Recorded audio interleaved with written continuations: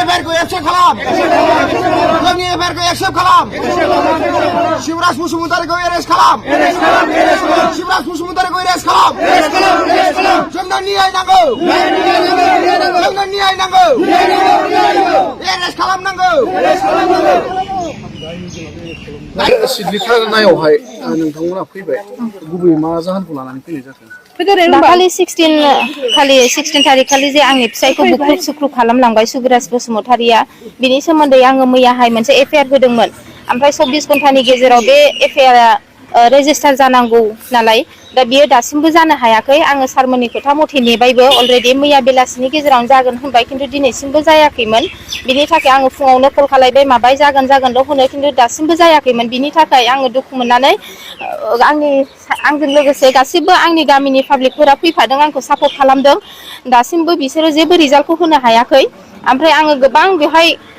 दावराव दावसि खालायनानै रिकुवेस्ट खालामखांनायनि उनावसो बिसोरो एसे एक्सन लाबाय ओमफ्राय बिनि उनाव एडिशनेल मेमखौ बिसोरो लेंहरनानै दा जागोन होननानै रायलायनानै नेथ' होगासिनो दङ दासिमबो फाइनाल रिजाल्टखौ बिसोरो होनो हायाखै अलरेडि 24 घन्टा बारबाय जिहेतु मानसिया थैनाय थांनायनि गेजेराव जुजिनानै दङ अब्लासिमावबो दासिमबो जुदि न्याय मोनाब्ला अब्ला मा जागोन बिनि थाखाय आङो दा बे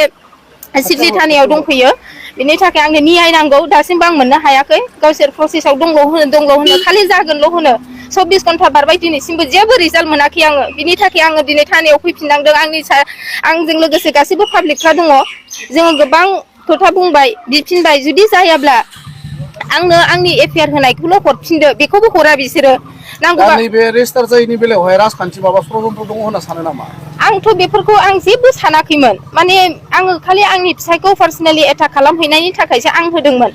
एफाग्राब सिरियास खोथाखौथ' बिसोरो मालाबाबो बेबायदि इगनर खालामनो नाङामोन 24 आवार्सनि गेजेराव जेने थेने रेजिस्टार जानांगौमोन बेयो दिनैसिम मानो खालामनो हायाखै आङो बे उद्देश्यखौ जेबो मोनदांनो मोनाखै खालि जागोनल' होनो एक्सेप्ट खालायनानै बेहाय फरवार्ड खालामबाय होनबाय बे खोथाखौ एक्सेप्ट खालायनानै जोङो दिनैसिम नेनो थिननायखाय नेबाय खिन्थु दिनैसिम जों दासिम जेबो रिजाल्ट मोनाखै 24 आवार्स बारबाय दा नै 3:15 जाबाय अब्लासिमावबो जेबो रिजाल्ट गैया आं बिनि थाखायनो खावलायदों जेन' मोजाङै मोजां जायो दा दसे उन नेथ'नो थिनदों जोङो दसे नेथ'नि मा जायो आरो बिनि गेजेराव जुदि जायाब्ला आङो आंनि होनाय एफआईआरखौ आं बिफिनदोंमोन अब्ला दासिमबो बेखौनो बिसोर होनो हाया खालि जागोनावल' दोनो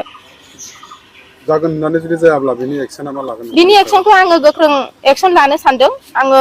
मा राहा लानाय जायो आङो दसे उनाव खिन्थानाय जागोन जोंनि एफआईआरखौ एक्सेप्ट खालाम जोंनि एफआईआरखौ एक्सेप्ट खालाम शिवराज बसुमतारीखौ एरेस्ट खालाम शिवराज बसुमतारीखौ एरेस्ट खालाम जोंनो न्याय नांगौ जोंनो न्याय नांगौ एरेस्ट खालामनांगौ